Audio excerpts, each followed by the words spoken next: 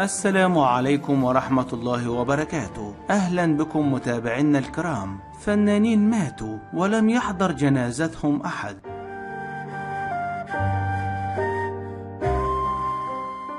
الفنان عبد الفتاح القصري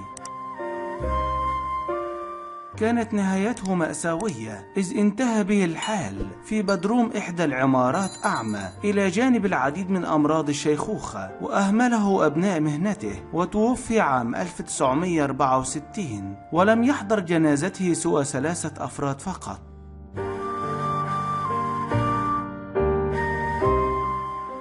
الفنان حاتم ذو الفقار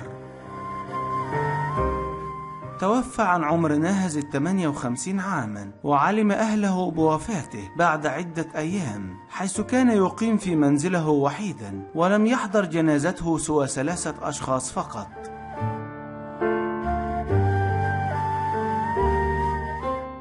الفنان نجاح الموجي توفى عام 1998 إثر أزمة قلبية، وعمره 55 عاما، ولم يحضر جنازته إلا عدد قليل جدا من الممثلين، كما أن خبر وفاته أعلن مرة واحدة فقط على التلفزيون المصري في 10 صباحا.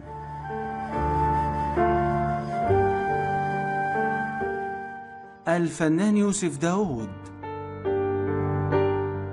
توفى في يونيو 2012 عن عمر ناهز 74 عاما. لم تشهد جنازته حضور العديد من الفنانين بسبب الأحداث السياسية التي كانت تمر بها مصر، حيث أنه توفى قبل إعلان نتائج انتخابات الرئاسة بساعتين فقط.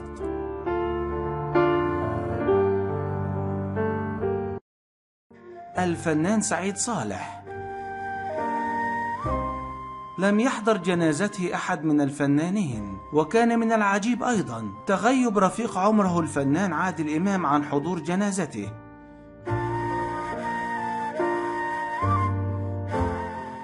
الفنان فؤاد أحمد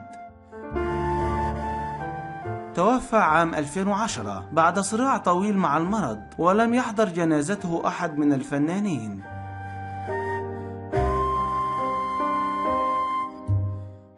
الفنان نهاد القليعي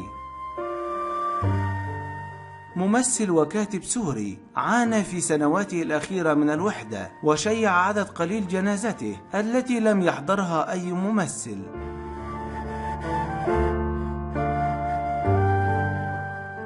الفنان ممدوح وافي توفى عام 2004 ولم تشهد جنازته الحضور المتوقع من الفنانين، كما أنه دفن في مقابر الفنان أحمد زكي.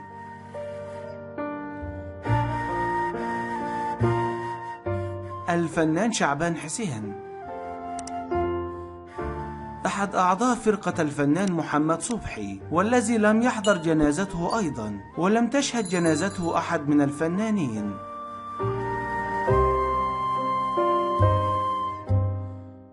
الفنان علي حسنين توفى عام 2015 عن عمر ناهز 76 عاما، وكان غياب الفنانين التام عن جنازته صدمة لعائلته.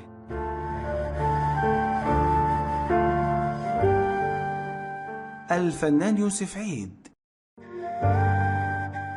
توفى عام 2014 إثر أزمة قلبية شهدت جنازته غياب نجوم الفن، ولم يحضر جنازته سوى عدد قليل من الفنانين.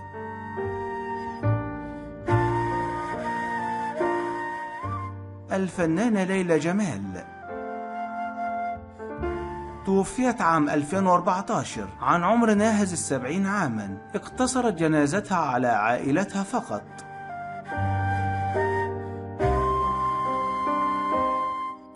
الفنان محمد كامل توفى عام 2016 وسط غياب غير متوقع من الفنانين، إذ لم يحضر جنازته سوى عدد قليل جدا من الفنانين.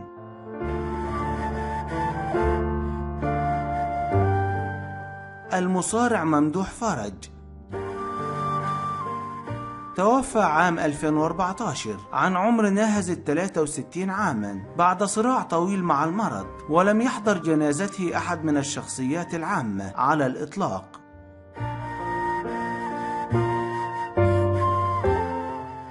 الفنانة مريم فخر الدين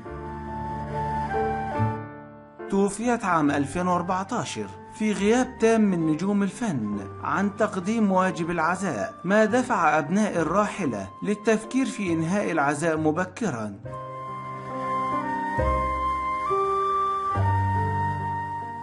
انتهى الفيديو، لا تنسوا اللايك والاشتراك في القناة وتفعيل جرس التنبيهات ليصلكم كل جديد.